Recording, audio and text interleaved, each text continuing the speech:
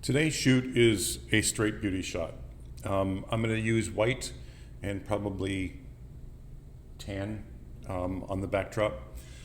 The first light, the main light, is the Profoto D2 with the Profoto Beauty Dish. I'm not using any grids or diffusion on it. It's just the white beauty dish.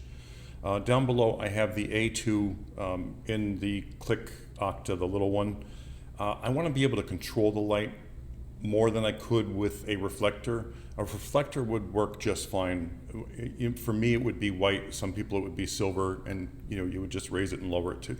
But I want to have a little bit more control over that, so I'm using a flash down below for the clamshell lighting.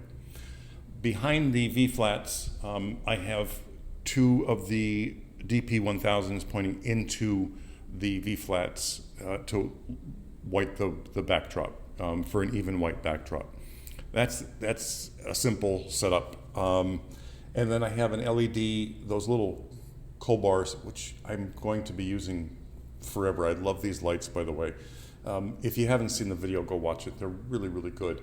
Anyway, I just have that on my right here, just to light the scene, because I'm closing the blind on the window so there's no outside light coming in. Anyway, it's pretty much a straight shoot. I'm going to be using the M11.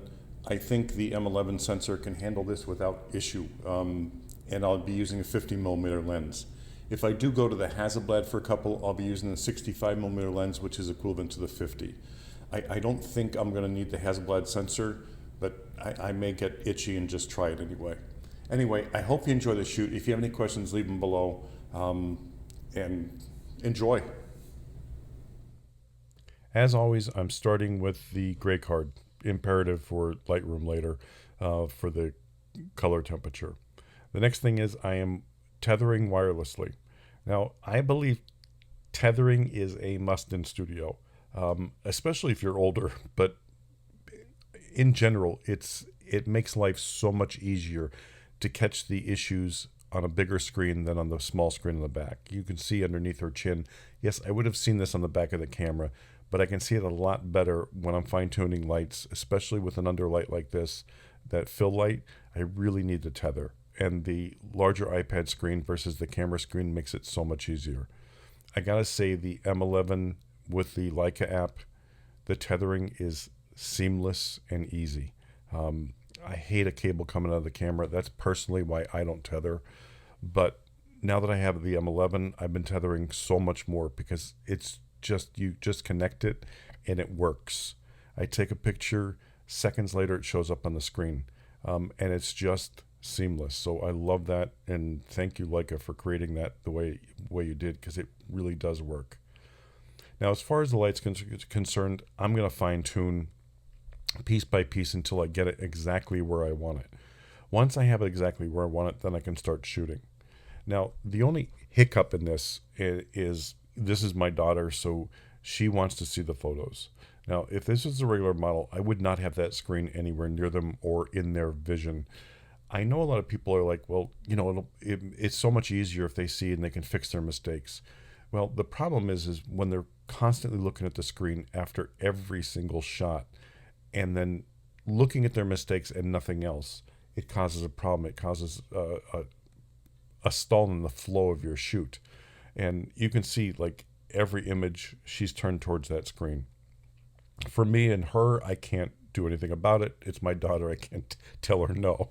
But for other people, I have no issues with saying, no, just pay attention to me. I'll move the screen away or shut it off completely. Because once I have the lights set up and, exactly the look that I want, until I change the lights again, I don't need tethering. So if I change the lights or the setup, then I'll put that back on and take a look at the shots while I do them.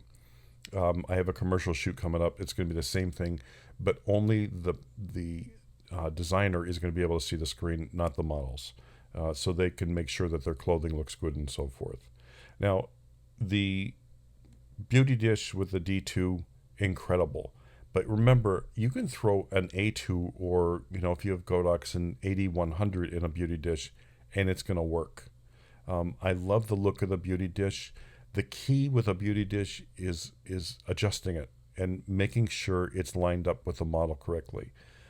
Some people like to turn it away and get that harder light.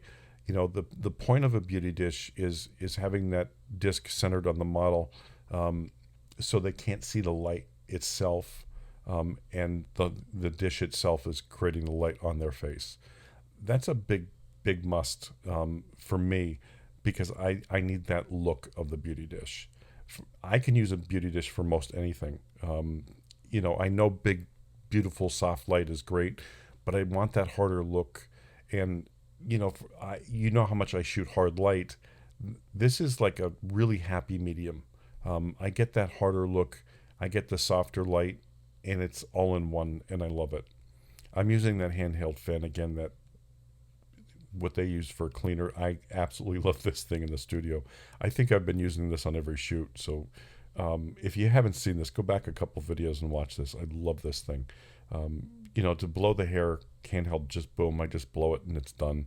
I don't need a giant fan or a card or an assistant to do it. I can just do it myself. Anyway, getting back to the shoot and away from the fan, the photos are turning out beautiful. I make small adjustments with the lights up front and with the V-flats in the back.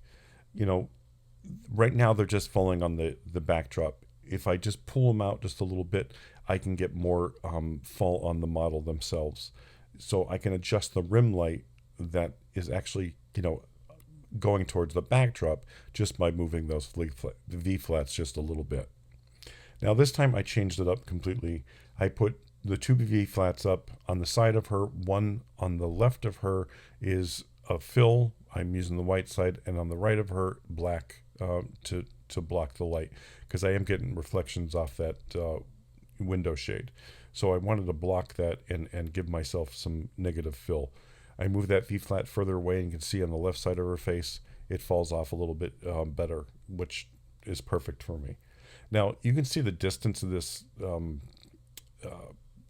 beauty dish from the model and the light that I'm getting.